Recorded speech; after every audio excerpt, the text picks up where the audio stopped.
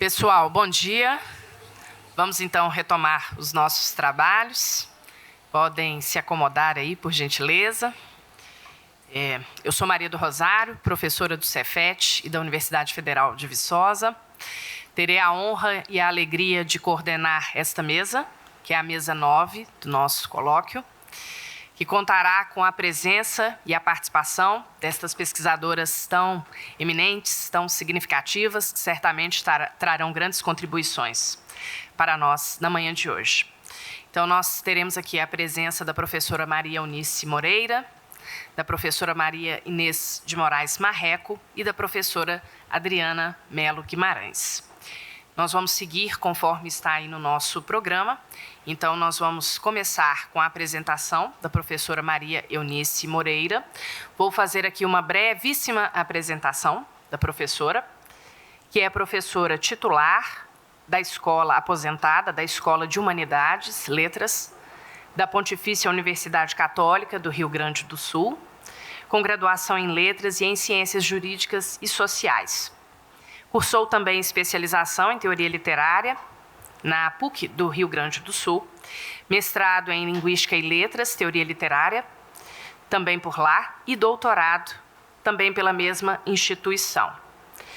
Tem também especialização em Língua e Literatura Espanhola, pelo Instituto de Cooperação Ibero-Americana. Realizou estágio pós-doutoral na Fundação Biblioteca Nacional de Lisboa. Foi diretora da Faculdade de Letras da PUC do Rio Grande do Sul. Foi também editora de diversas revistas, dentre elas a revista binacional Navegações, e é atualmente membro do Centro de Literaturas de Expressão Portuguesa, o CLEPUL, da Universidade de Lisboa. Então, eu passo a palavra à professora Maria Eunice Moreira. Então, muito obrigada pela apresentação. Bom dia a todos e a todas. Brevemente, já mencionei isso no dia em que coordenei uma mesa, mas reitero e reafirmo, né, a organização excelente desse evento, a liderança das nossas colegas mineiras, aqui com o patrocínio da professora Vânia, que sempre capitaneia essas atividades. Então, cumprimentos a todos e muito obrigada mais uma vez pelo convite. Eu estou chamando isso de o baú da Vânia, né? Que é da onde saem aqueles papeizinhos assim que a gente vai falando, né? Então, tem aqui mais um papelzinho, que é o livro que eu vou falar, que se chama O Homem que Odiava Machado de Assis, porque eu não sou uma machadiana, já deixo assim de antemão essa informação, mas aceitei a sugestão da Vânia, porque eu estava lendo O Homem que Odiava Machado de Assis, e a Vânia faz aquela pergunta que vocês logo sabem, né? A gente diz para ela, estou lendo tal, ela diz, tem português? Então, aí eu já disse para ela, sim, tem português. Ela disse, então tá, pronto, tu fala sobre isso lá no evento. Na verdade, eu estou associando duas áreas de interesse que eu tenho, né? Uma é a história da literatura, então eu vou fazer uma breve introdução sobre a história da literatura e depois, se der tempo no final, eu retomo isso, senão fica assim mesmo. E o segundo são as personagens portuguesas no romance do Machado, do romance do José Almeida Júnior. Eu vou partir de uma afirmativa, de uma concepção, enfim, do professor Carlos Reis, quando ele trabalha a questão das personagens da história, que ele chama os mártires da literatura, ao se referir esses romances brasileiros ou portugueses, no caso ele se refere aos romances portugueses, que ficcionalizam o próprio escritor, né? Eu até nem sou de fazer PowerPoint, mas achei que dessa vez eu precisava fazer um, então fiz aqui, olha aí que bonitinho, né? Foi um universitário que me ajudou, porque eu não sei fazer, né? E aqui, nesse primeiro momento, eu fiz uma relação, que eu não sei se é completa, nem tem essa pretensão, de romances brasileiros em que aparecem a figura do escritor. Sejam eles são as próprias personagens ou são personagens desses escritores que aparecem nesses romances, que é uma lista que vocês já podem ver que é extensa, né? Como eu disse, eu não sei se ela é completa. Veio até o ano de 2022, eu comecei no ano de 1995 com um livro chamado O Primeiro Brasileiro, do Gilberto Village. Como o Carlos Reis chama a atenção que, em Portugal, a grande incidência desses romances, né, privilegia a figura do Eça de Queiroz, No Brasil, pode-se dizer que a grande figura é, sem dúvida nenhuma, Machado de Assis. E aqui eu faço uma outra relaçãozinha, que são os romances nos quais o Machado de Assis aparece como figura, ou as personagens do Machado de Assis também podem aparecer. Não tem um sentido de ser uma relação completa, mas são aqueles com os quais eu me deparei nesses últimos anos. E ali está O Homem que Odiava Machado de Assis, do José Almeida Júnior, que é um livro de 2019. José de Almeida Júnior é um autor, de certa forma, não tão conhecido assim, acho que ele não... Mas o primeiro livro dele se chamou Última Hora, é um livro que foi publicado em 2017, e deu ao José Almeida Júnior o prêmio Sesc de Literatura. Ele foi finalista do prêmio Jabuti, o que não é pouca coisa, e do prêmio também São Paulo de Literatura. O José Almeida Júnior, ele é defensor público do Distrito Federal. Eu estou segurando isso porque está querendo cair. Ó. Não cai? Ah, defensor público do Distrito Federal, tem pós-graduação em Direito Processual e em Direito Civil. E em 2019 ele publicou pela editora Faro de São Paulo esse livro, O Homem que Odiava Machado de Assis. Eu fiz aqui uma breve recuperação do livro para que as pessoas que ainda não tiveram a oportunidade de o ler possam conhecer um pouquinho melhor, mas eu acho que mais eu vou contar rapidamente do que propriamente ler o que eu escrevi. Essa obra começa no dia em que o Machado de Assis falece, então é no ano de 1908, mais precisamente em 29 de setembro do ano de 1908, e o Pedro Junqueira, que é o narrador desse livro, está sentado ao pé do silogeu, onde transcorrem os atos fúnebres e de onde ele pode assistir ao enterro do Machado de Assis, todo aquele movimento ali. Ele tem uma aversão muito grande pelo Machado, e essa aversão vem de uma longa data. Quando criança, esse Pedro Junqueira foi levado para o Morro do Livramento, e ele conheceu ali um menino chamado Joaquim e uma menina chamada Joana, e na casa que foi a Dona Maria José, nessa chácara do Livramento, onde então o Machado de Assis vivia, né? Joaquim não é nem outra pessoa que não o Joaquim Maria. Já nessa ocasião, quando meninos, já começam os desentendimentos entre eles. Ele não gosta do Joaquim e, ao contrário, ele gosta muito da Joana e estabelece uma relação muito afetiva com a Joana. Passado algum tempo, o Pedro Junqueira, ele é filho de um escravocrata, ele é mandado estudar em Portugal, por ordem do pai, em que ele deve estudar na Universidade de Coimbra, fazer Direito. E lá em Portugal, ele vai visitar uns tios, o tio Manuel e a tia Aparecida, na cidade do Porto. Agora ele já é estudante universitário, e é levado pelo amigo dele, o Arthur Napoleão, que é uma figura brasileira que a gente conhece, um músico brasileiro. Ele é levado a uma festa e, nessa ocasião, ele é apresentado a uma moça chamada Carolina Novaes, que ninguém é mais do que a futura esposa do Machado de Assis. Esses dois jovens, o Pedro Junqueira e a Carolina Novaes, eles estabelecem uma relação afetiva. O Pedro Junqueira promete casamento para Carolina e promete mais, inclusive, consegue a confiança da família, consegue a confiança do casal Novaes, através do Arthur Napoleão, passa a usufruir da intimidade dessa família e promete, inclusive, que vai ajudar o irmão da Carolina, o Faustino, que é um tipo poeta, não se sabe direito bem o que ele é, que está morando no Rio de Janeiro, mas que não tem, para usar uma expressão portuguesa, nem eira nem beira. Ele promete que o pai dele no Brasil vai ajudar o Faustino, fica muito amigo da família, tem relações com a Carolina fica grávida. Quando ele sabe que a Carolina está grávida, ele não vai casar com ela, volta para Coimbra, e em Coimbra, nessa ocasião, ele adoece, tem uma gripe muito forte, etc., tipo uma Covid, assim. Porque ele fica, inclusive, em convalescência e também ele fica um pouco, né, fechado. Bom, e nesse ínterim em que ele está se recuperando, e ele resolve, depois que se recupera, voltar ao Porto. E quando ele volta ao Porto, ele então vai assumir o compromisso com a Carolina. Só que a Carolina já tinha perdido a criança, ou não sei também se não tinha abortado, é uma coisa que fica um pouco em dúvida no romance, e ela vem para o Brasil com o Arthur Napoleão, esse moço. O Pedro acha que ela e o Arthur Napoleão têm um caso, fica furioso com o Arthur Napoleão, etc., etc., porque acha que esse amigo o traiu. Na verdade, a história não é bem assim. Mais tarde, o Pedro, agora formado, volta ao Brasil, ele se torna assessor no gabinete do Visconde de Rio Branco, exatamente quando é promulgada a lei do ventre livre. E na capital ele vai conviver com diversas pessoas, com diversos políticos, etc. Carolina agora já está casada com Machado de Assis. Machado de Assis é um jornalista de muito poucos recursos financeiros. Mas certo dia o Machado procura o assessor do Visconde, que é esse Pedro Junqueira, para fazer uma reportagem sobre a lei do ventre livre, e o convida para jantar na casa.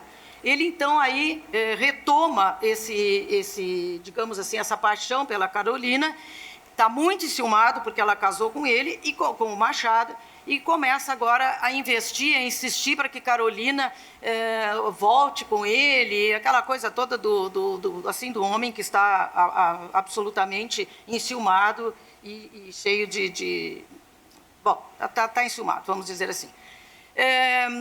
Pedro, então, mora agora, portanto, no Rio de Janeiro, continua as investidas com Carolina, prometendo coisas para ela, e querendo que ela se reencontre e tal. E um dia ele escreve um romance, ele resolveu escrever um romance, porque ele não tem muito, ele vive de rendas. E esse romance, o narrador desse romance é um autor defunto.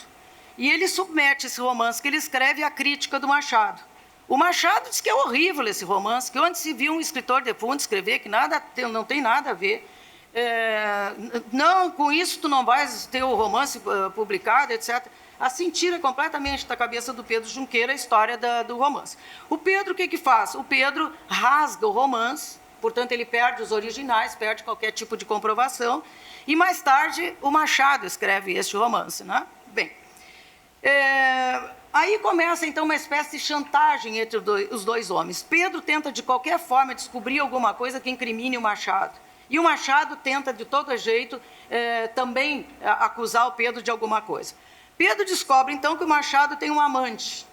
E o Machado, para silenciar o Pedro, exige que ele se afaste de Carolina. Apesar de tudo, o Pedro continua a procurar a Carolina, continua insistindo para que ela deixe o Machado e vá viver com ele em Portugal. E para levar a cabo seus planos, o Pedro retira o capital que ele tem, é o capital da herança do pai, acerta detalhes da vida no Rio de Janeiro e compra passagem para os dois num navio para Lisboa. Fica tudo acertado, Carolina vai partir com ele, eles estão assim, né, combinam todo aquele negócio, né, eu vou estar com a roupa assim, etc, etc. E no dia da partida, a Carolina não aparece. O Pedro, então, vai embora sozinho para Lisboa. Lá em Lisboa, ele está com uma situação financeira agora bastante decaída, porque os dinheiros que são mandados por um primo, resultado das rendas da fazenda dele, estão cada vez piores, porque o primo está passando ele para trás. Em Portugal, em Lisboa mais propriamente, ele está muito abatido, muito depressivo, a gente diria hoje, está quase num asilo voluntário e frequenta muito a taberna de um português que tinha já morado no Brasil e que agora tem uma taverna, um café em Lisboa. E, triste muito, né, como eu disse, ele resolve pedir para mandar buscar a Joana, que era aquela menina, eu não contei isso aqui porque eu estou tentando encurtar. A Joana agora era uma moça, era uma prostituta, o Pedro tinha relações com ela, etc, etc. E ele pede, então, para levarem a Joana para Portugal, porque para que ele tenha uma companhia. E, para surpresa dele, quando a Joana chega lá, a Joana chega com uma criança, que diz ser o filho dela com Pedro. Né? Bom, o Pedro, agora em Portugal, ele destitui o primo dele como administrador dos seus bens, porque o primo lhe dá um desfalque, e inicia uma vida nova como advogado, uma profissão que não rende para ele muitos recursos. Ele não está muito bem de vida, ele acaba fumando e bebendo muito conhaque, não consegue se estabelecer profissionalmente. E no final do romance, o romance termina quando ele recebe uma carta da Carolina, expondo os motivos pelos quais não o acompanhou na viagem para Portugal. Ela diz que razões de ordem moral a prenderam no Rio de Janeiro e a levaram a optar pela companhia do Machado de Assis. Mesmo que entre eles não houvesse amor, ela diz que eles foram condenados a viver um casamento apenas de aparências, mas que ela preferia isso a perder, digamos assim, a posição que ela detinha de mulher casada e assegurar a sua moralidade. Bom, eu, nesse romance, ao contrário da Vânia, a Vânia localizou 50 personagens portugueses, né? Eu tenho 9. O universitário esqueceu de colocar uma aqui que eu vou falar, mas eu não vou falar em todas, eu vou apenas privilegiar a Carolina, porque eu acho que ela detém uma posição muito importante no romance, né? A Carolina é uma mulher natural da cidade do Porto, ela é filha dos portugueses Custódia e do relojoeiro Antônio Novaes, ela vive com os pais numa casa na cidade do Porto. Ela tem 2 irmãos, o Miguel, que mora em Portugal, desculpa, Porto Alegre é um ato falho, é onde eu moro, que mora em Portugal, e o Faustino, que veio para o Rio de Janeiro. Embora seja a personagem feminina central da obra, Carolina não merece uma detalhada descrição física. A aparência da Carolina é conhecida pelo espelhamento que o narrador faz com a sua mãe. A mãe da Carolina, nós ficamos sabendo que tem o rosto quadrangular e lábios finos como a sua filha. Carolina é caracterizada mais sobre o ponto de vista moral, sendo considerada muito liberal em comportamento para os padrões da época, pois ela sai sozinha com os namorados e, segundo consta, teria tido relações com outros homens antes de conhecer Pedro Junqueira. Grávida do brasileiro, como eu contei, Carolina perde a criança e, para evitar constrangimento e crítica da sociedade, vem para o Rio de Janeiro, onde se encontra seu irmão Faustino. Casada com Machado, a quem conhece por intermédio desse irmão, o irmão é um outro verbete, né? Aqui é uma personagem, portanto é um outro verbete. Ele tem uma posição muito interessante no romance e eu acho ele uma figura muito interessante, porque para o pai ele é uma pessoa que não trabalha, que não tem iniciativa nenhuma. Para o irmão Miguel, que é uma segunda personagem, o segundo irmão da Carolina, ele é um poeta, mas é um poeta daqueles que vive no mundo da lua e não consegue dinheiro para se manter. E para o Arthur da Távola, ele é uma pessoa... Já? Mas eu não comecei... Bom, tá, já vou terminar então. Bem, então a Carolina, eu vou ler então a cartinha que a Carolina escreve para o Machado, um excerto dizendo o seguinte... que é a última cena do romance, quando o Pedro, então, lê isso. Ela diz o seguinte: no entanto, escrevendo para o Pedro, justificando a sua não acompanhamento a Lisboa. No entanto, entre tomar uma decisão e realizá-la, uma distância enorme. Quando chegou o momento de partir, senti um grande remorso por deixar meu marido, que é o Machado. Comecei a pensar na repercussão do caso, na humilhação pela qual ele passaria diante da sociedade impiedosa. Não fui capaz de fazer isso com ele. Refleti também sobre a imagem negativa que deixaria no Rio de Janeiro. Você sabe que a sociedade não perdoa esse tipo de traição. Eu seria falada em toda parte e inventariam difamações de toda sorte sobre mim. Seria deveras degradante para a nossa família. Meu irmão nunca perdoaria essa desonra. O irmão da Carolina, o Miguel Novaes, o outro irmão dela, é uma personagem também muito interessante no romance, porque ele é um homem muito violento, ele está sempre armado, ele seria uma personagem típica da sociedade brasileira de hoje. E depois da dissolução da família em Portugal, pela morte dos pais e os acontecimentos que envolveram Carolina, ele vem para o Rio, agora já envelhecido, o narrador diz, com a barba grisalha, e ele se casa oportunamente com a condessa de São Mamede, cujo marido, Rodrigo Pereira Felício, lhe deixara considerável fortuna. O Miguel Novaes, esse está sempre controlando a Carolina e tem uma aversão enorme pelo Pedro, o Pedro Junqueiro, esse pretendente da Carolina. E ele, inclusive, um dia dá uma grande surra no Pedro, porque ele continua assediando a irmã dele. Bom, eu vou ler, então, rapidamente uma pequena conclusão. Embora a trama esteja centrada nas figuras de Pedro Junqueira e Machado de Assis, especialmente na perseguição que Pedro desencadeia contra Machado, objetivando sua desmoralização e desmitificação enquanto autor consagrado da vida literária e cultural brasileira, transitam no texto ficcional personalidades políticas como o Visconde do Rio Branco, Rui Barbosa, Joaquim Nabuco, André Rebouças, que tiveram um papel importante na abolição da escravatura. De outra parte, entre os literatos, Silvio Romero, crítico sergipano, que também odiava Machado de Assis, é introduzido na narrativa para reforçar argumentos contrários à moral do escritor, e em especial à sua obra. Do ponto de vista espacial, o romance tem como cenário Rio de Janeiro nos momentos iniciais da trama, mas se movimenta por Portugal, especialmente entre Lisboa, Porto e Coimbra. Nesses espaços, portugueses e brasileiros compõem o elenco de personagens principais, evidenciando que no final do século XIX, o início do XX, quando transcorre o romance, as relações entre o Brasil e sua ex-metrópole são ainda muito próximas. Pedro Junqueira, personagem narrador, representa o filho do proprietário de terras e escravos que estuda em Portugal, na Universidade de Coimbra, tradicionalmente o centro de ensino que acolhia os brasileiros abastados. Pedro sustenta-se do capital paterno e, posteriormente, da herança deixada pelo pai. Sua atuação como advogado em Lisboa é diminuta e quase insignificante. Em política, era a favor da abolição, mas como herdeiro do pai, era possuidor de terras e escravos, em flagrante oposição às suas ideias, evidenciando as contradições que marcam a sociedade brasileira.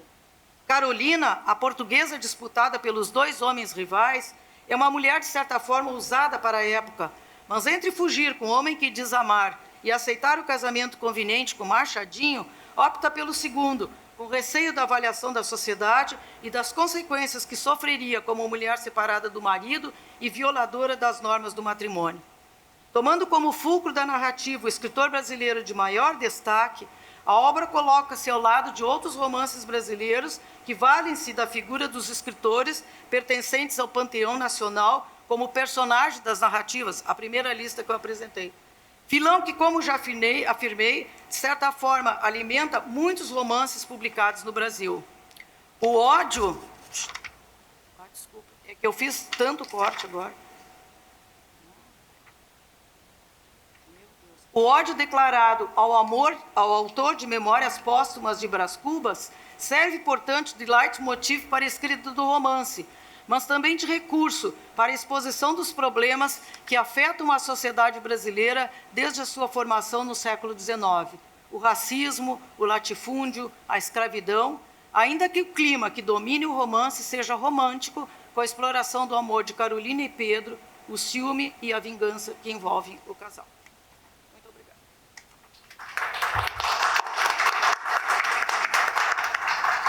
Muito obrigada, professora Maria Eunice. Passamos a palavra agora à professora Maria Inês de Moraes Marreco. Maria Inês possui graduação em Letras, Português e Inglês, pela PUC Minas.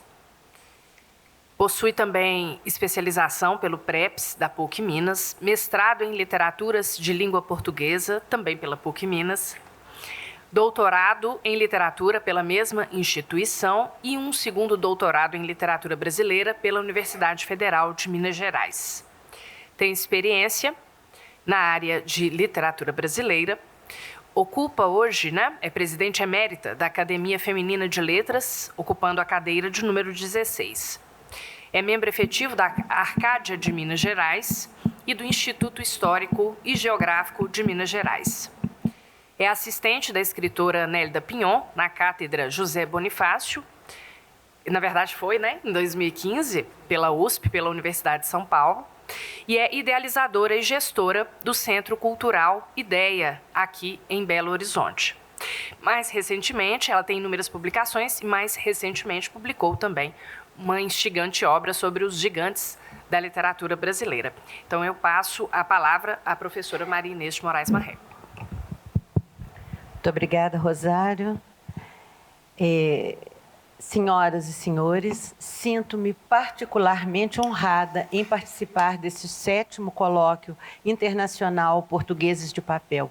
Honra a que se acresce a condição de amiga das organizadoras desse evento, Vânia Pinheiro Chaves, Ângela Laguardia e Maria Lúcia Barbosa. E também por estar em nossa Academia Mineira de Letras.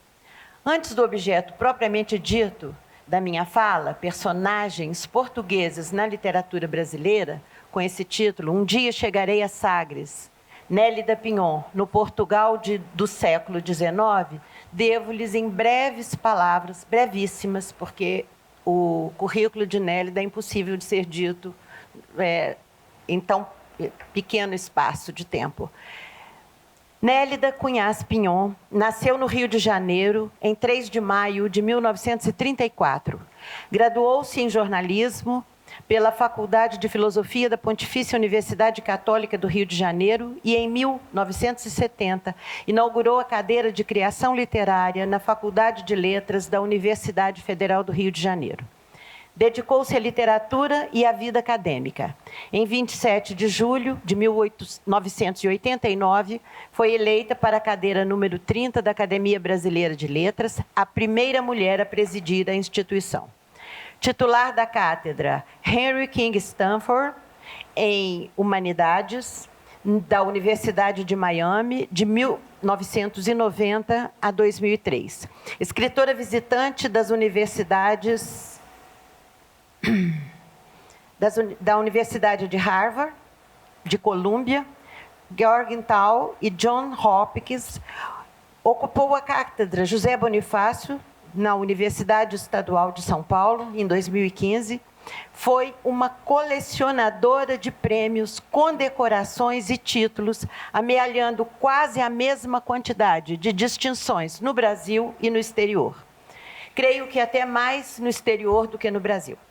Impossível destacar todos os prêmios individuais, os inúmeros galardões recebidos por Nélida Pinhon. Cito, dentre muitos, o Jabuti, 2 vezes, o Golfinho de Ouro, 1990, o Mário de Andrade, o Prêmio Juan Rulfo de Literatura Latino-Americana e del Caribe, como primeiro autor da língua portuguesa e primeira mulher a recebê-lo, em 1995. O Gabriela Mistral, do Chile, o Rosália de Castro, Prêmio Ibero-Americano de Narrativa, Jorge Isaacs, em 2001, Prêmio Internacional Menandes Pelayo, 2003, da Espanha, e o Prêmio Príncipe das Artúrias de las Letras, em 2005, pelo conjunto da obra. Em 2012, foi nomeada Embaixadora Ibero-Americana da Cultura. Foram mais de 30 livros escritos, inúmeros prêmios internacionais, doutorados honoris causa pela Universidade de Poitiers, Santiago de Compostela, Rutgers, Flórida Atlantic, Montreal e UNAM, e inúmeras condecorações. Seus livros foram traduzidos em países, alguns deles vou citar porque foram mais de 30. Argentina, Polônia, França, Cuba, Espanha, Estados Unidos, Suécia, Rússia, Inglaterra, Alemanha, Itália e Colômbia, com obras também publicadas em Portugal e em outros países da língua portuguesa. Começo minha apresentação, então, de hoje, com uma citação da autora. Desde menina, suspeitei que havia 1000 culturas que eu devia conhecer para me aproximar do meu ser e da minha língua. A cultura de cada qual alimenta-se do fogo de todas as culturas. Não somos soberanos no que sabemos. É mistério atravessar todos os séculos para se aproximar da nossa história. Costumo dizer que para ser moderno, há que ser arcaico. Fecho citação. Ao se declarar arcaica e contemporânea, Nélida Pinhon insinua seu caráter transitório e precário enquanto indivíduo e escritora. Assim retoma os gestos abandonados há milênios, restaura seus tecidos, reconstrói e articula as palavras oriundas do léxico da língua há séculos, com elas travando a batalha que a própria desenvoltura da sintaxe nos inspira. Certa vez, ao questioná-la sobre seu novo romance, Um Dia Chegarei a Sagres, disse ela: o romance Um Dia Chegarei a Sagres é um projeto antigo. Aqui está o livro. É um projeto antigo que ganhou corpo, robustez e exigiu que eu deixasse o Brasil por 1 ano para ancorar em Portugal, investigar os ventos, os uivos dos ventos. O livro demandava pesquisa a que eu aspirasse o cheiro que fruía das colinas, das cozinhas, das aldeias, lavar os pés no Minho, me ajoelhar na Sé, e mais uma série de coisas que ela citou.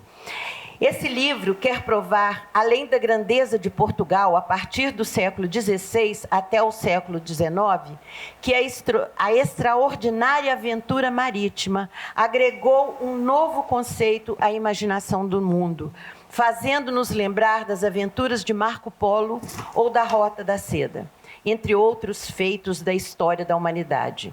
De certa forma, abrangendo a grandeza e o declínio de Portugal, como fez Luís de Camões nos Lusíadas, quando, ao reportar os feitos heróicos de sua terra, lamentou sua decadência.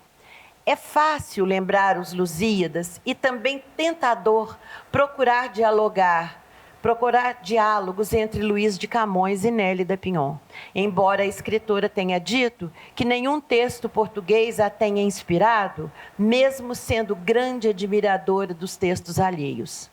Sempre que entrevistada, falava da extraordinária figura de Camões, mas não há uma relação de decorrência entre os textos referidos.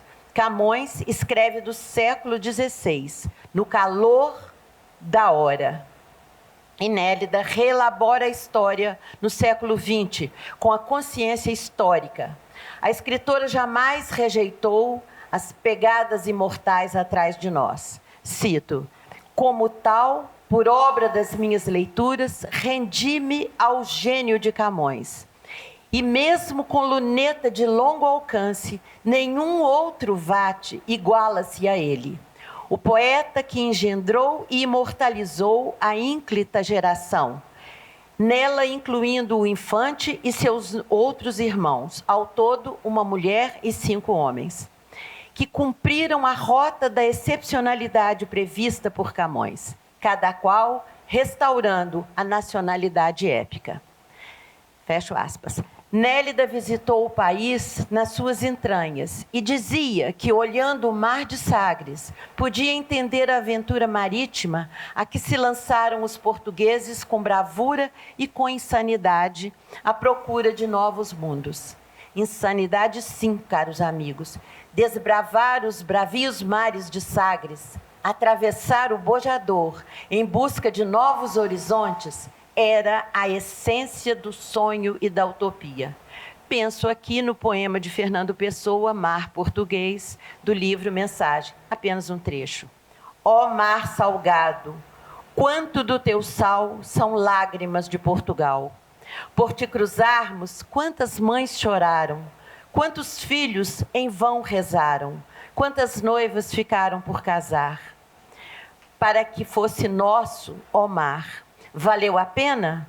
Tudo vale a pena se a alma não é pequena.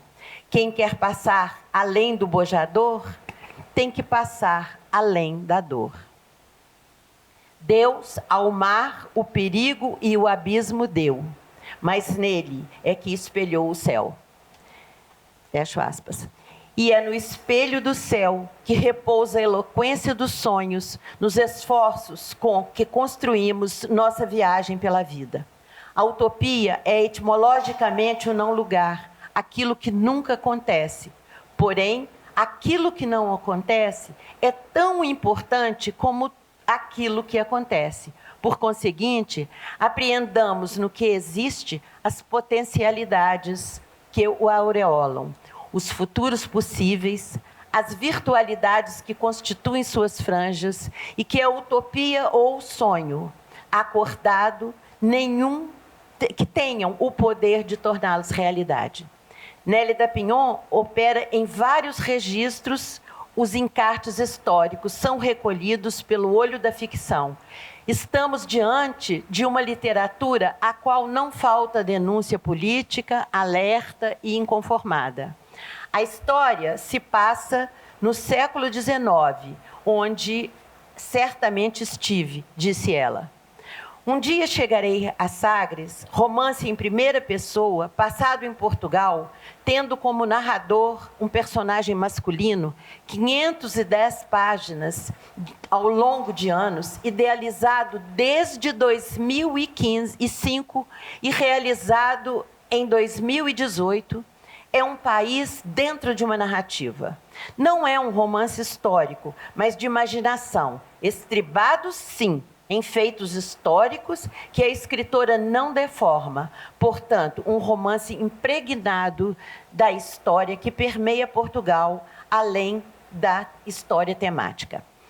Constantemente perguntada como assumiu um personagem masculino, Nélida respondia que um escritor, quando cria, tem que ter todas as formas e que, ao criar, defendia os interesses do seu personagem, fosse ele homem, mulher, animal, pedra, água, etc. Na sua visão, a cultura é responsável pela criação dos imaginários plurais. Abro aspas, quanto mais formas viventes você acumular, representar, mais você será capaz de se aproximar do abismo humano. Fecho aspas. Mas muito tem se falado de Um Dia Chegarei a Sagres, que a editora Record lançou no dia 20 de outubro de 2020, na Livraria Travessa do Rio de Janeiro.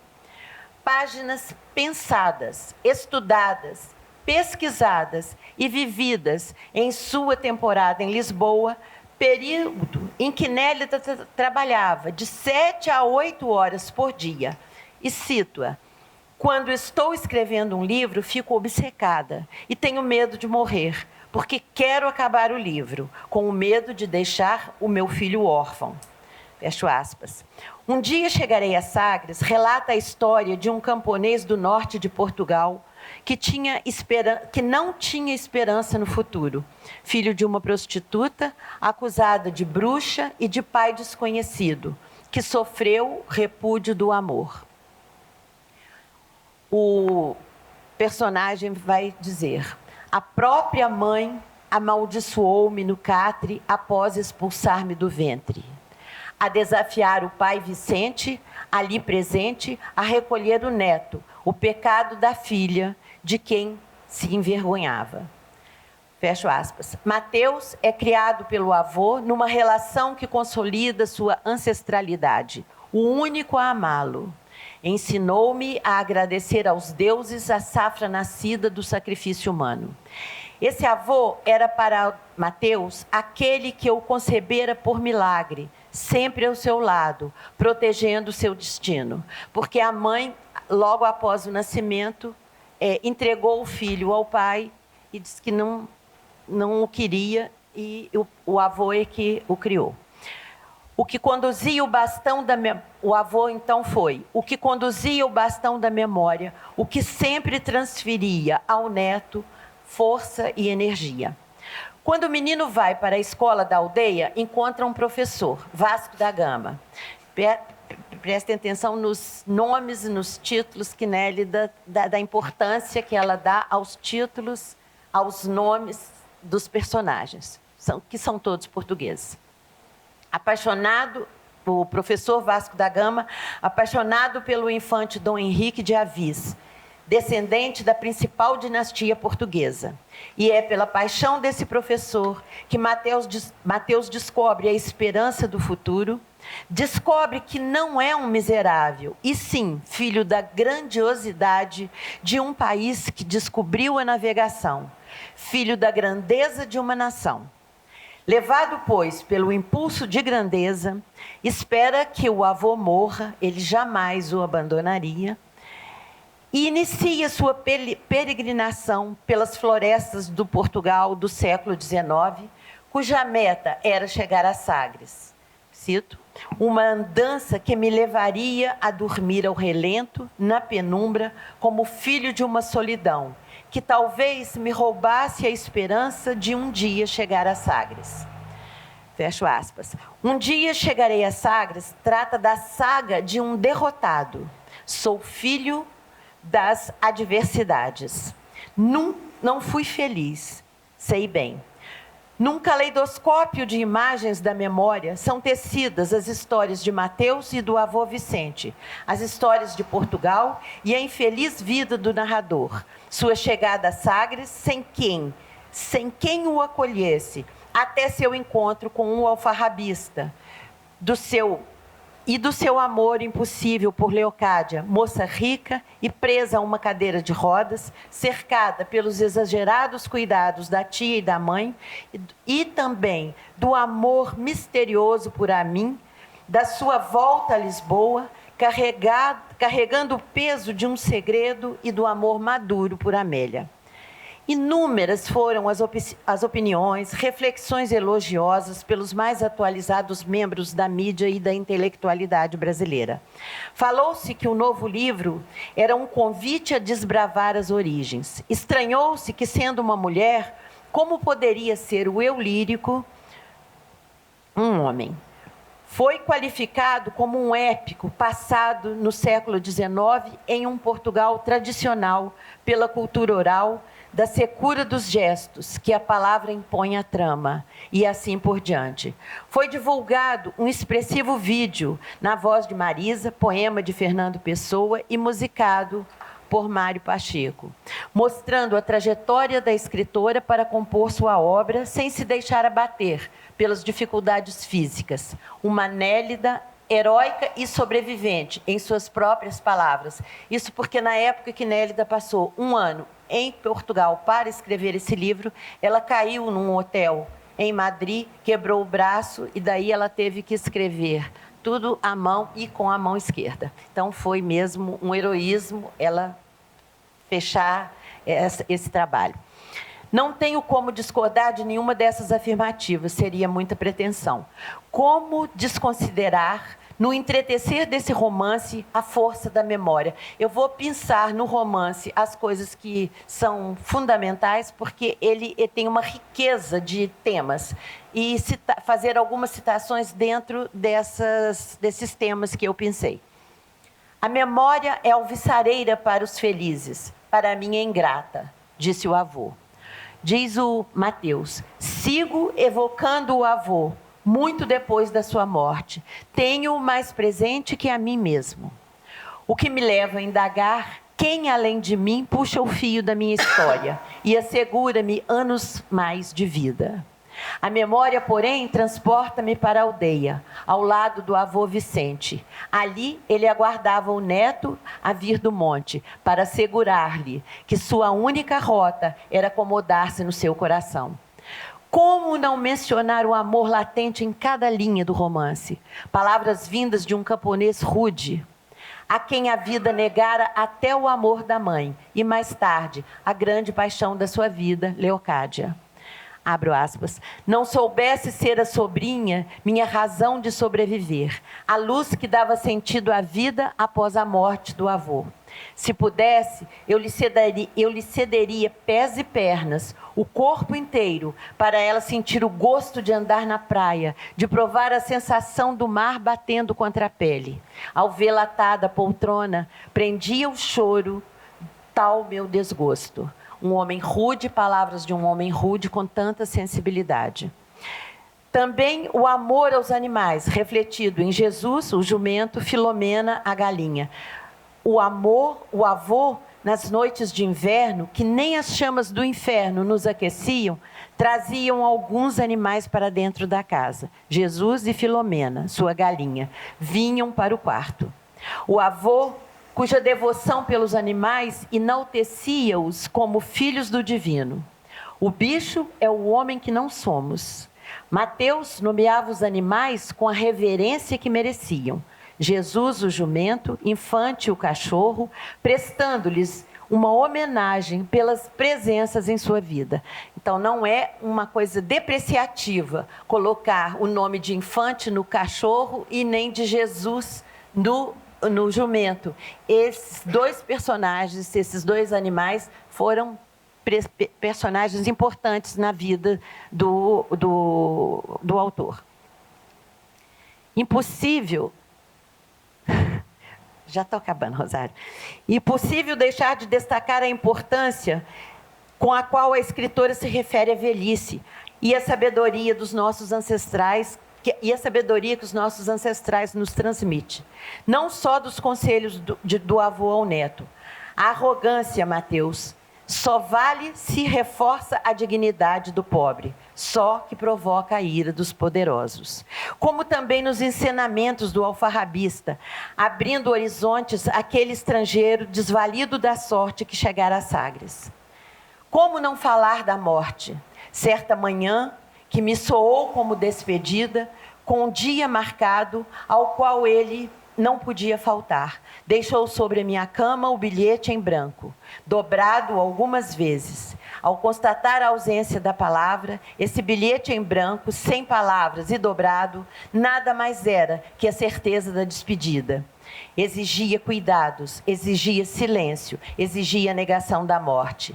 Como explicar o tempo da vida? Na folhinha presa à parede, tenho os meses assegurados até o fim do ano.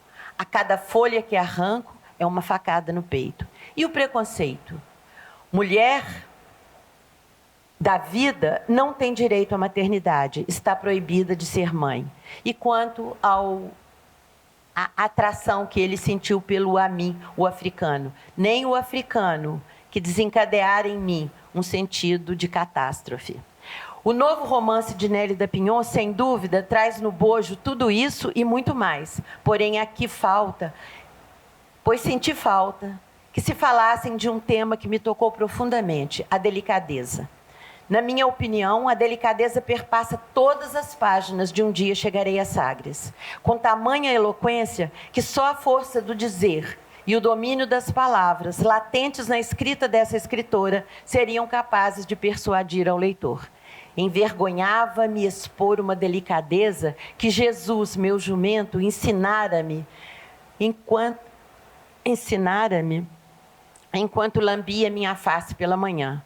Ele era o único a vir ao meu encontro e ofertar-me tributos supostamente humanos, para eu nunca perder a fé que o avô e os bichos me transmitiam. Além da comida, também quando tenta salvar o cachorro, além da comida que mal dava para um de nós. São sentenças de inigualável delicadeza, principalmente se pensarmos serem originadas de um homem que fora criada tão distante desses gestos, tendo como referência de carinho apenas um avô, que também tinha dificuldade em externar seus sentimentos, mas que ele, Mateus, entendia. O avô revidava, cobrindo-me de delicadeza para salvar-me.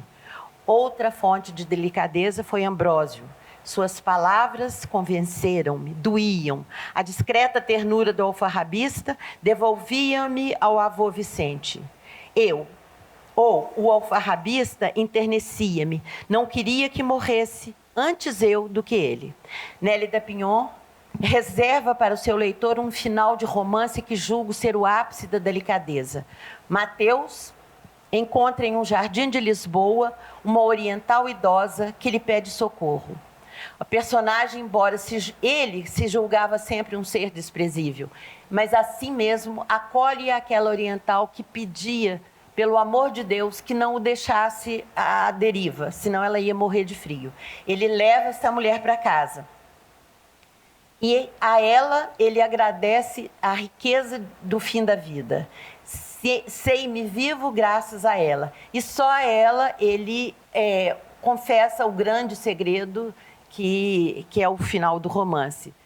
E ele achava que quando ele confessasse esse segredo, que era o peso que ele carregou a vida inteira pela vida, ela o ia abandonar. E ela responde. Ela se levantou, inclinou-se sobre mim e beijou minha testa. Acariciou meu rosto com um sorriso discreto. Não saberia dizer quando fora beijado. Seguiremos juntos, Mateus, até o fim. A figura e a obra dessa escritora confirmam sua habilidade performática com as palavras ancoradas na escrita, nas emoções e nos sonhos das nações por onde andou seu coração. Rubem Fonseca, escritor brasileiro, afiançou: não consigo comparar Nélida a ninguém. Não há quem escreve como Nélida. Ela é ela mesma. E Eduardo Lourenço, ilustre português, reforçou essas palavras. Estamos perante uma das grandes escritoras da América Latina e a maior escritora brasileira. Fecho aspas. Nélida Pinhon faleceu aos 88 anos, no dia 17 de dezembro passado, em Lisboa, e foi sepultada no dia 29 de dezembro, no mausoléu da Academia Brasileira de Letras, no Rio de Janeiro, deixando um vácuo na prosa brasileira. Muito obrigada. Desculpe por ter passado por aqui.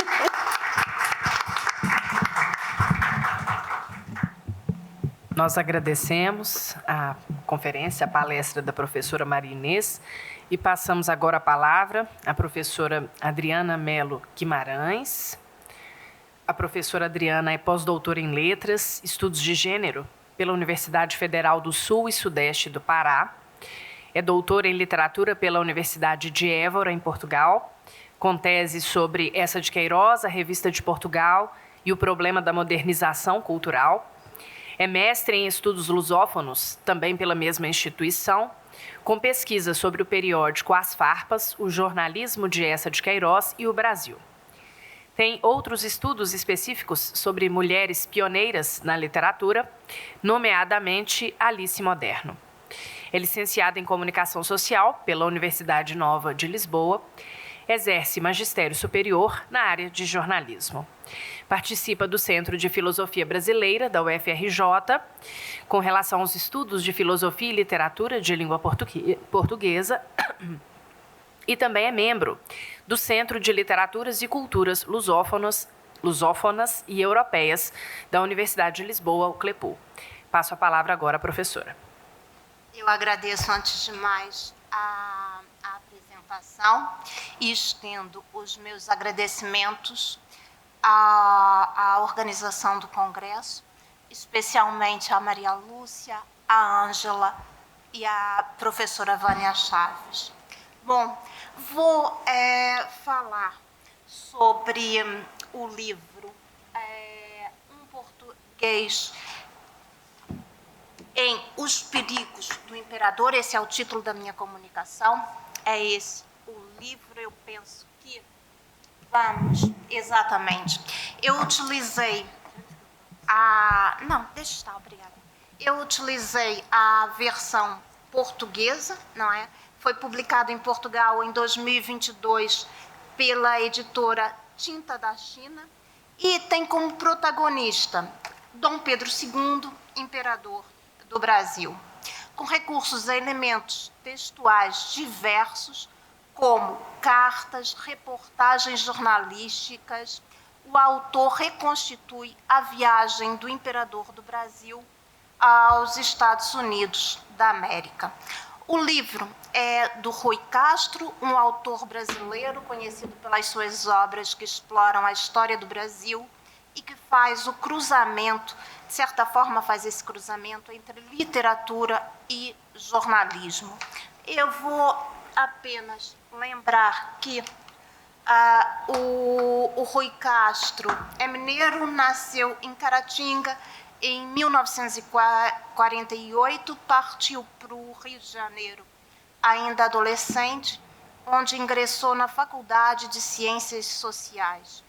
Em 1967, começou a trabalhar no jornal carioca Correio da Manhã e passou por diversas redações, como Jornal do Brasil, Pasquim, Folha de São Paulo, Revista Veja, Manchete. Produziu diversas obras, onde destacamos Chega de Saudade, a história da Bossa Nova, publicada em 1990, O Anjo Pornográfico, a vida de Nelson Rodrigues, que veio ao lume em 1992, Estrela Solitária, um brasileiro chamado Garrincha, de 95, Carmen, uma biografia, de 2005, entre outros. O próprio autor, em entrevista à TV Cultura, sublinha que tem pouca habilidade para criar a partir do zero. E passo a citar: eu posso ter 200 ideias por dia. Acontece, uma vez a cada 10 anos, que me ocorre um fato, alguma coisa que aconteceu na história do Brasil envolvendo um personagem real como, por exemplo, agora aconteceu com Dom Pedro II, e aí eu vejo a possibilidade de fazer uma ficção em torno dele. Então, nenhum ficcionista pode pensar que eu penso em competir nesse terreno. Eu não tenho imaginação. O que eu fui formatado foi para procurar a informação. Então, o que eu quero destacar com essa citação é que o Rui Castro parte, não é, do real para chegar ao imaginário. Bom, então vamos lá tentar falar um pouco sobre o livro.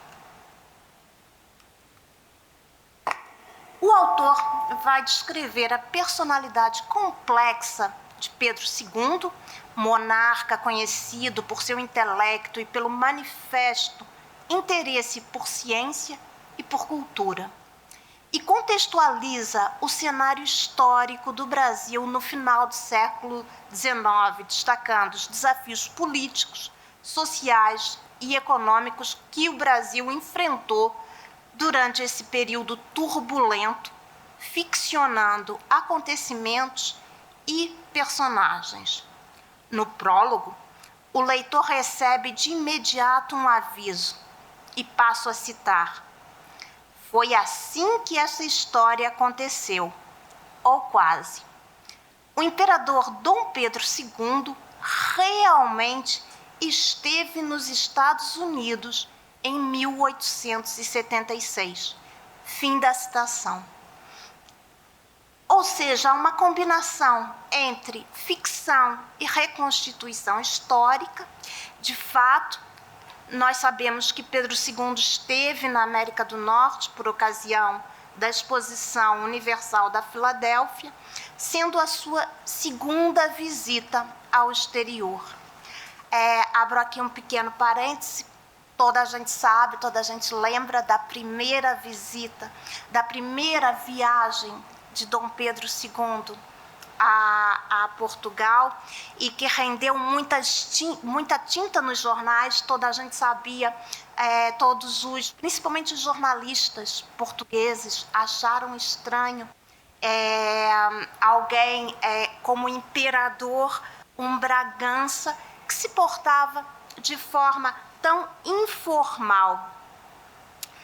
Bom, a historiadora Lilia Schwartz salienta em As Barbas do Imperador a importância das exposições universais para a segunda metade do século XIX, onde o mundo se transforma.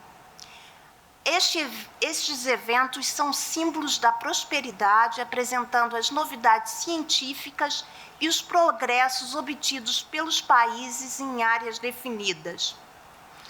A pesquisadora associa a afeição do imperador pelo progresso e pela ciência, salientando que, passo a citar, nada combinava mais com esse monarca que se autorrepresentava como moderno, cosmopolita e cidadão do que o espetáculo das exposições universais.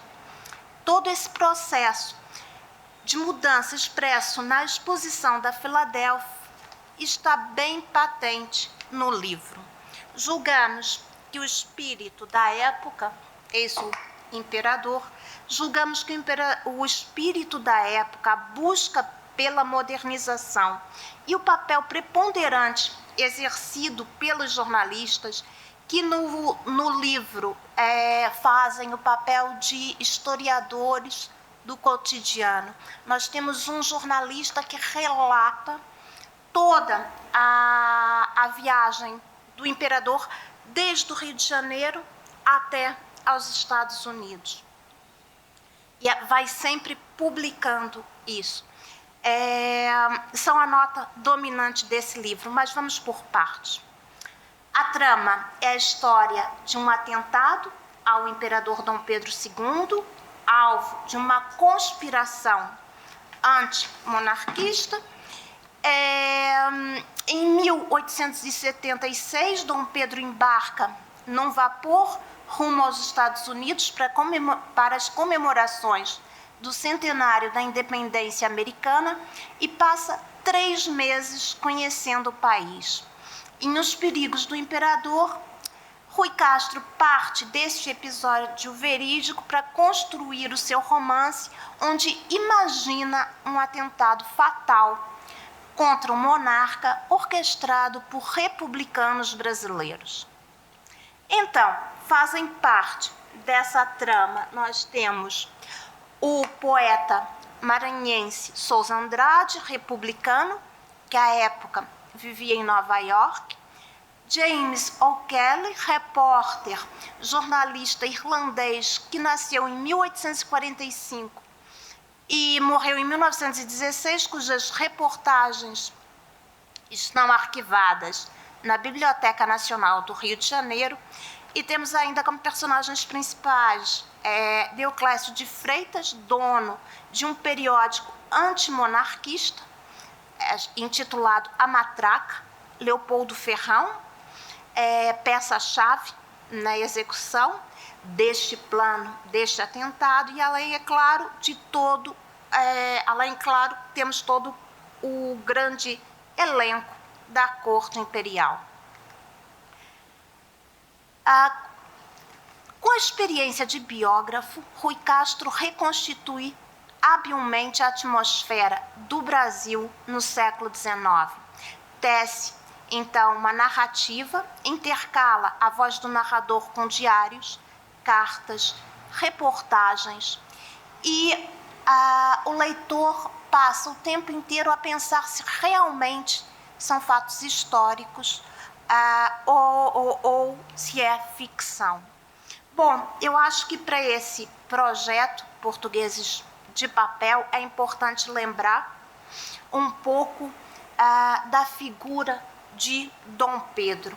E eu começava por destacar alguns traços biográficos. Nasceu em 1825, no Rio de Janeiro. Com apenas 1 ano, o Pequeno Príncipe fica órfão. Aos 5 anos, órfão de mãe, não é? Aos 5 anos, o seu pai, Dom Pedro I do Brasil e IV de Portugal, abdica do trono brasileiro, regressa a Portugal e concede-lhe o Império Brasileiro. Note-se a circunstância rara de paralelismo entre os representantes das casas imperiais de Portugal e do Brasil no final do século XIX. Estão unidos por fortes laços de parentesco, pertencem à mesma dinastia de Bragança. De uma forma ou de outra, nos dois lados do Atlântico, os Braganças foram forçados a enfrentar a crise de modernização finissecular, que é essencial para estabelecer um traço de união e não de separação de duas culturas irmanadas. Dom Pedro II foi coroado imperador com apenas 14 anos. Aos 17, casa-se com Teresa Cristina Maria, foi deposto e exilado. Para José Murilo de Carvalho, e passo a citar, Dom Pedro foi um Habsburgo perdido nos trópicos. Um homem de 1,90 m, louro, de penetrantes olhos azuis, barba espessa, prematuramente embranquecida, num país de uma pequena elite branca, cercada num mar de negros e mestiços. Fim de citação. Ocupou o trono durante quase meio século, enfrentou uma disputa internacional, Guerra do Paraguai, e várias rebeliões internas. Dom Pedro assegurou a unidade do território, tendo sido educado para servir a monarquia, projetou uma imagem de um chefe de Estado culto e poliglota. Eu acho importante também destacar que Dom Pedro era defensor da liberdade de expressão e raramente, nessa altura, no Brasil, alguém era perseguido por suas opiniões.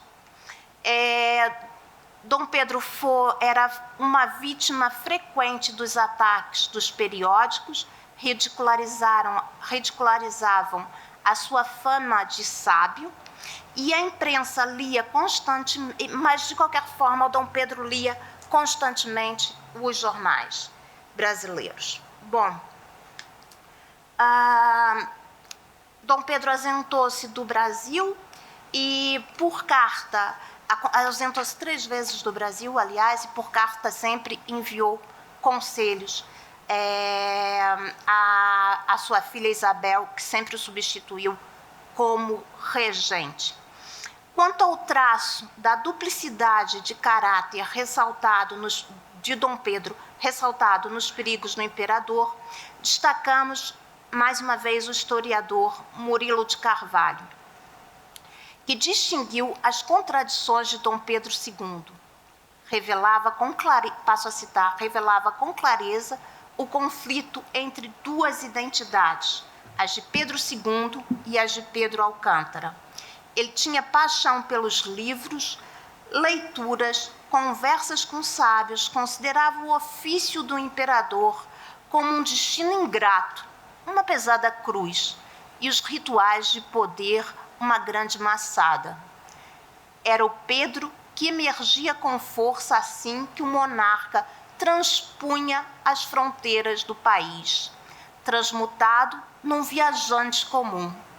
O outro, Dom Pedro II, dizia que, uma vez que o destino lhe reservava o papel de imperador, ele o cumpria rigorosamente de acordo com a Constituição e com as leis do Brasil, onde era visto como um governante cioso das suas obrigações e da sua autoridade. Fim de citação. Tais características de Dom Pedro estão bem patentes no livro. O narrador, ao longo de toda a história, demonstra uma grande simpatia pelo imperador. E chega mesmo a questionar se seria conveniente a um monarca visitar uma república. Julgamos ainda que devemos assinalar esse paralelismo entre casas imperiais. Bom, vamos então percorrer a galeria dos personagens portugueses que não desempenharam no livro um papel muito importante. Na página 18, somos apresentados a uma cobiçada viúva, Maria João Navarro, que tinha uma fé com o imperador. Porém, o personagem lusitano chamado Abelinha era apaixonado pela viúva. Abelinha é o primeiro personagem português que aparece na obra. Rui Castro o apresenta da seguinte forma: Abelinha, importador de azeitonas, antigo pretendente da viúva e que, ao ser rejeitado por causa do imperador, se infligia uma navalhada no pescoço. Não morreu porque foi socorrido a tempo, mas teria despertado a compaixão ou culpa de Dom Pedro, que às vezes o visita depois do colóquio com a viúva. O monarca evitava apenas olhar para a cicatriz que o homem exibia de orelha a orelha. Na página 52, encontramos ainda outras personagens históricas que transitam pelo texto. É citado o avô de Dom Pedro II, Dom João, que transferiu em 1808 o trono para o Brasil, e é mencionado Dom Pedro I. Outros personagens portugueses que também são apenas citados. Nós temos, por exemplo, quando o imperador vai assistir a um teatro, o teatro, aliás, tem um nome curioso, São Pedro de Alcântara, ou seja, o próprio nome do imperador. No Rio, a peça versa sobre Vasco da Gama. Depois temos também uma pequena menção a propósito de uma jovem que fica apaixonada pelo jornalista O'Kelly, e resolve lhe escrever uma carta. Nessa carta, ela tenta sugerir que ela tem entre os seus parentes um ex-senador, Nicolau Pereira de Campos, que nasceu em Macedo de Cavaleiros e que ministrou aulas de matemática a Dom Pedro II. Não há descrição física. Passo direto, então, às minhas considerações finais e destaco que é um romance que vai mesclar ficção e história. Destaco que Dom Pedro II passou mesmo 3 meses nos Estados Unidos, percorreu todo o país, foi sempre acompanhado pelo jornalista O'Kelly,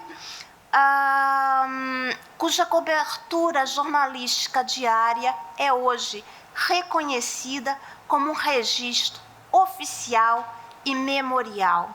Segundo José Murilo de Carvalho, O'Kelly tornou-se admirador do indivíduo Pedro de Alcântara.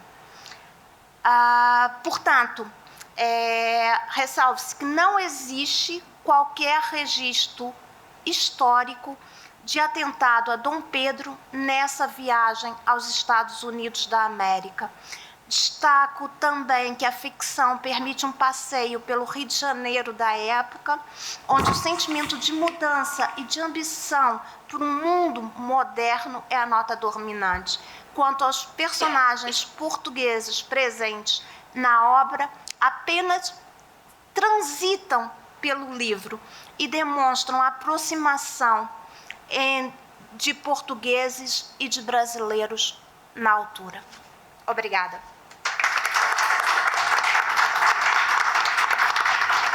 E esqueci do PowerPoint. Era o jornal A Matraca, que fazia críticas ao imperador, e a exposição da Filadélfia. Obrigada. Muito obrigada, Adriana. Obrigada a todas, né? Com certeza, falas muito instigantes. E agora nós abrimos a palavra ao público. Alguém teria alguma contribuição, algum comentário ou pergunta? Fiquem à vontade.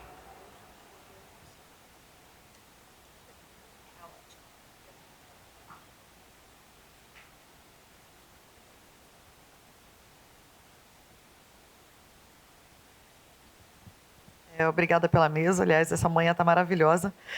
Não é bem uma pergunta, para a Eunice, é mais um comentário, uma curiosidade. Como o romance desconstrói a imagem que se tem de Carolina.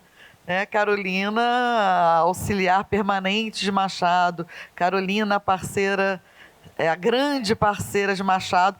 No romance, ele destrói essa imagem, né? Com um casamento de conveniência, e ela fugiria com outro a quem amava. Quer dizer, eu fui ouvindo a trama e rindo internamente, pensando, meu Deus, né? Quanta desconstrução. Eu queria que só se você comentasse um pouquinho sobre isso. Eu e acho de Machado, que... dos dois, na verdade, né? Eu acho que tem esse lance, sim, né? Ela aparece, inclusive, eu nem chamei a atenção, porque tem 2 figuras femininas que eu acho importante. Uma é a mãe dela também, é uma mulher, assim, digamos, um pouco progressista, porque a mãe dela sabe que a Carolina sai com os namorados sozinha. Imagina, né, para o século XIX, uma mãe portuguesa permitindo, fazendo assim que não sabe bem, inclusive... meio que negociando com o marido, para o marido também não saber. Eu acho que um pouco a Carolina tem essa posição assim de ser uma mulher mais, né, não quero usar a palavra progressista de novo, mas mais modernosa, mais moderna. Mas, por outro lado, eu acho que ela sucumbe também à própria moral da época, porque ela acaba, apesar de ter sido, né, prometer para o Machado que ela vai, prometer para o Pedro Junqueira que ela vai fugir com ele, ela acaba retraindo essa decisão, ficando no Rio de Janeiro, e até pelo bilhete que ela escreve, ela diz, olha, eu vou preferir, né, ficar quietinha aqui e deixar o meu casamento, manter o meu casamento, e o que vão dizer as pessoas se eu tomar essa atitude. Quer dizer, eu acho que se ela fosse uma mulher muito, muito, muito digamos, mais moderna, ou mais ousada, a palavra que eu queria era essa, ousada, ela talvez tivesse ido embora com ele. Não. Mas é legal, eu acho que é legal de pensar essa coisa. Bom, os cumprimentos à mesa, né? Mas só um comentário em relação a essa intervenção. Talvez ela tenha muitos traços da Virgília, né?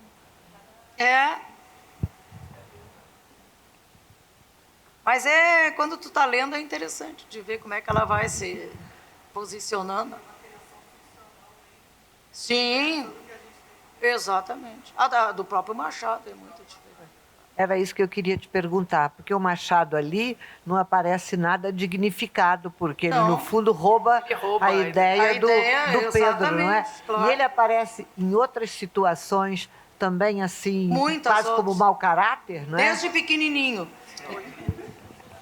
Tem uma cena bem interessante até em que o menino, o Pedro, quando estava com ele lá na Chácara do Livramento, eles vão brincar de esconder e o Pedro diz, finalmente agora ele gostou de mim, vamos brincar. E o Machado põe ele dentro de uma lata para se esconder, sabendo que lá ninguém pode atingi-lo, é bem distante. E o que acontece? A lata que serve para colocarem os detritos. Então, os tigres, né, os famosos homens que carregavam os detritos, jogam em cima dele. E o Machado aí vê que tinha caído era numa grande armadilha. E volta para contar para o padre, que era o orientador deles, ou até para a própria tia, o que ele tinha feito. E a tia fica furiosa, não, isso não vai agora falar mal dele e tal. E tem uma cena também muito interessante, quando o Pedro vai acusar o Machado de plágio, dizendo, olha, eu vim aqui para te dizer que tu pegaste a minha ideia e eu tenho literalmente o que o Machado diz no romance. Não plagiei você, apenas peguei um enredo mal construído e terrivelmente escrito e o transformei numa grande obra. Ainda é pior, quer dizer, ele em diversas cenas ele é visto como um homem e um mau caráter desde pequeno. Não tem nada ali que salve o Machado. Eu acho que não tem nada, pelo contrário. Só tem o que o título O Homem que Odiava. A gente até fica mais pensando que ele odiava por causa da rivalidade amorosa, mas na verdade ele odeia porque tem uma série de fatos que comprovam que o Machado não era santo. Bom dia, paz, saúde e alegria para todas, né? E parabenizá-las, maravilhosas as falas, né? Tão ricas, né? Mas eu também fico me perguntar sobre esse livro, dessa desconstrução, porque eu me lembro quando foi feito o filme Chica da Silva, em Diamantina, houve uma revolta contra o filme Chica da Silva, que Cacá Diegues, ele disse assim, não, mas eu fiz a minha Chica da Silva. Então, assim, o povo em Diamantina ficou muito revoltado. Muitas pessoas ficaram revoltadas com aquela Chica da Silva, que eles desconstruíram a Chica da Silva, que ela não foi aquela mulher como ele fez. Então, assim, e muitas pessoas não têm esse senso crítico. Por exemplo, muitas novelas, a Globo, quando fez a novela criticando os evangélicos, aí os evangélicos começaram assim, aí foi a época que mais apareceram os evangélicos, que mais surgiram. Isso não corre o risco também, né? Isso eu acho que corre o risco, porque o Machado de Assis, eu amo Machado de Assis, eu sou assim, apaixonada com Machado de Assis, sabe? Então, assim, eu com toda sinceridade, assim, eu achei sua fala maravilhosa, seu trabalho maravilhoso, mas eu fiquei triste com esse livro. Pois é, mas eu não... Tem uma parte aqui, eu não de jeito nenhum vou monopolizar com isso, mas tem uma parte do texto, que é a parte que mais eu trabalharia, né? Que seria a questão da presença ou da ausência, ou vamos dizer assim, de como essa história da literatura vai criando e vai moldando essas personagens. E eu parto da ideia de que, embora isso seja, vamos dizer, pelo avesso, como tu estás dizendo, né, pelo negativo, porque não é uma figura positiva que se cria aqui, eu acho que mesmo assim é aquela história de falem de mim, falem mal de mim, mas assim mesmo falem. Então, o interesse pela obra, talvez, e aí seja também uma grande sacada desse narrador, desculpa a expressão, em que eu não vou escrever mais um livro para fazer a auréola do Machado, porque isso já se sabe, mas eu vou fazer o contrário, eu vou fazer o lado negativo, porque o lado negativo vai atrair. Então, eu acho que aqui também, aí eu entraria, eu terminei o texto entrando em questões, por exemplo, de a formação do cânone e também a própria questão do mercado editorial. Eu acho que mais um livro em que o Machado fosse tão edulcorado, exatamente, obrigado pela palavra, talvez não tivesse tanta repercussão quanto um que eu vou na livraria, olho e digo, vem cá, mas o homem odiava Machado, por quê? E aí se dá aquilo que a própria história da literatura diz, né? A não recomendação, ela também é um fator que acaba recomendando.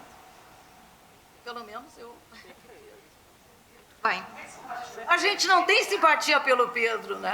Nenhuma, não tem simpatia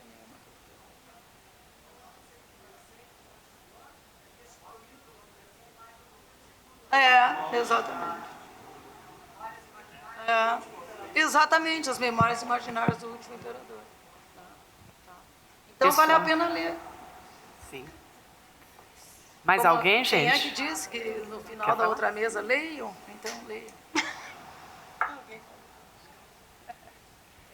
Bom, se ninguém tem mais nenhuma pergunta ou comentário, nós finalizamos então essa mesa agradecendo a presença, a participação de todos e de todas e convidamos vocês a retornarem após o almoço para a nossa mesa das 14 horas. Obrigada.